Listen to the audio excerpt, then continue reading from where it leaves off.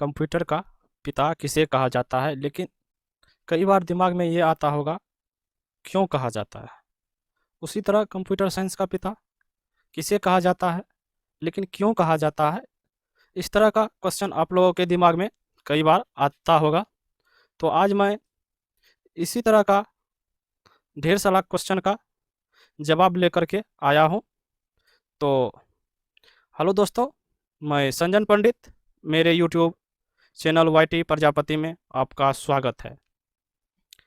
तो यदि आप मेरे चैनल पे पहली बार आए हैं तो चैनल को सब्सक्राइब करें, वीडियो को लाइक करें और दोस्तों के साथ शेयर करें।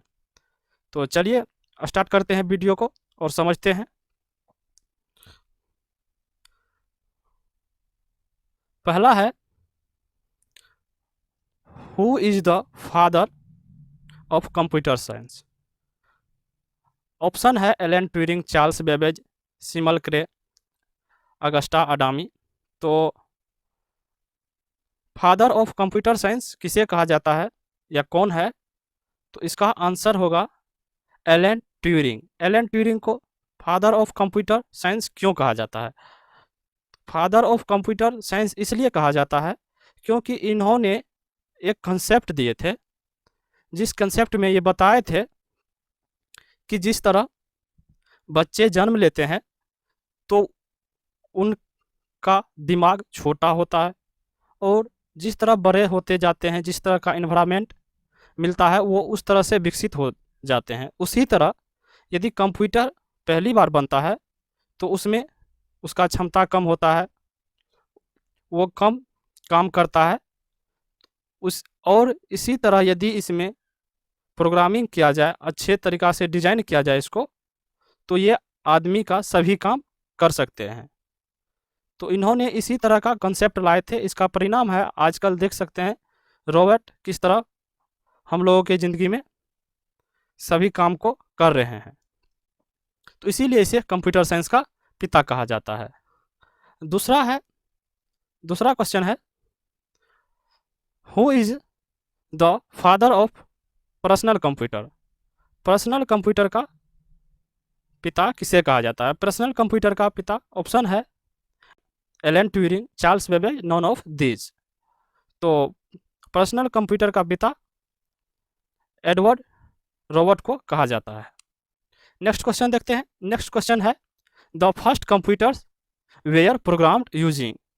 फर्स्ट कंप्यूटर प्रोग्राम यूज किया था।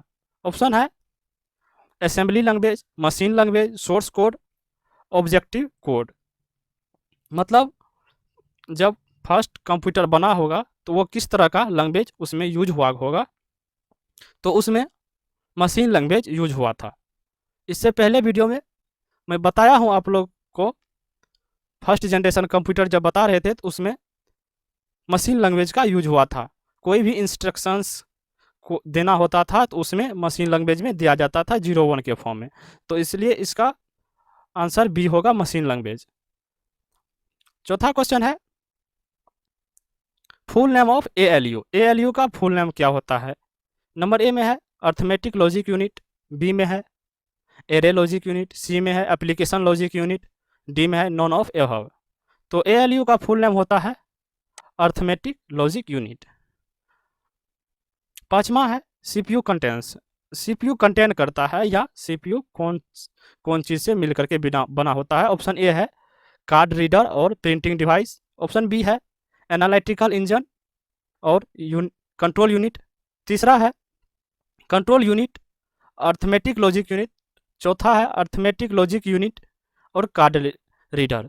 तो CPU जो होता है, CPU CU और ALU से मिलकर के बना होता है। CU का फुल फॉर्म होता है कंट्रोल यूनिट और ALU का फुल नेम होता है अर्थमेटिक लॉजिक यूनिट। तो इसका आंसर होगा C, control unit and arithmetic logic unit. अगला देखते हैं।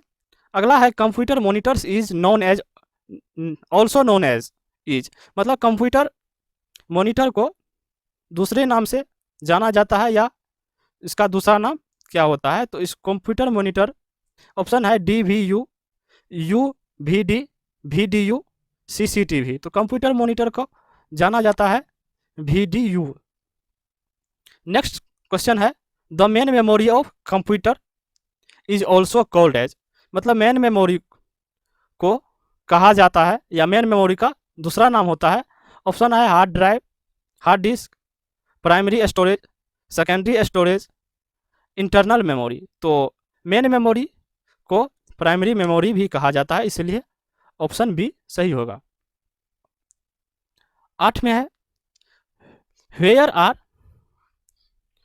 Data and programs stored when the processor use them, मतलब जब डाटा और प्रोग्राम को प्रोसेसर यूज कर लेता है तो उसको स्टोर कहाँ करते हैं। ऑप्शन ए है मेन मेमोरी, बी है सेकेंडरी मेमोरी, सी है डिस्क मेमोरी, डी है प्रोग्रामर मेमोरी।